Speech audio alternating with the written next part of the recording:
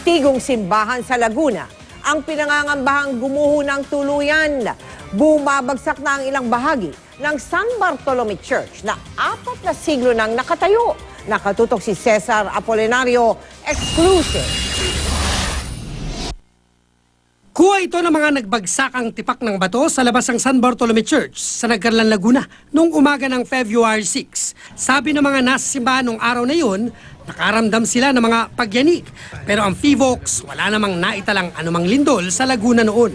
Mga bahagi ng antigong simbahan ang batong nagbagsakan. Kasalukuyang may kinakasal noon, pero dahil umuulan, pumasok ang mga tao sa loob ng simbahan. Kaya walang nasugatan sa insidente. Pero na rin pong may dumadagundong na parang babagsak nga po. Tapos nakita ko na lang po, malaking bumagsak doon. Yung po malaking tipak na yun, doon po tumapon sa may harap po doon. Malaking bahagi ng disenyo sa harapan ng simbahan na gawa sa adobe ang natapyasan. Ayan, yan po. Ito, Yan, ikaw po isa na nakakita. Yan po. ayun yung maliliit doon. Ay hindi po, naandun po yung maliliit yung nasa sa May maliliit din dito, may maliliit din dyan. Ang mga piraso ng bato, pansamantala munang isinilid sa sako. May mga nagbabagsakan pa rin daw ng tipak ng bato hanggang nitong linggo. Kasi winalis na namin kayo ng umaga. So yan, kaya na yun, may manlalagdag na mas maliliit na particles yan. Okay.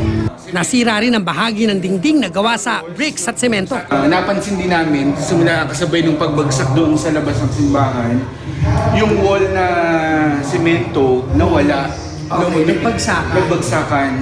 Dahil sa insidente, nangangamba ang mga deboto na magaya ang mahigit 400 taong San Bartolome Church sa sinapit ng mga simbahan sa Bohol at Cebu noong lumindol noong 2013. Okay. Para makita mga sira, mga kailangan repair. Kakatakot na pag lumindol, maano din, magiba na kagaya nun sa Bohol.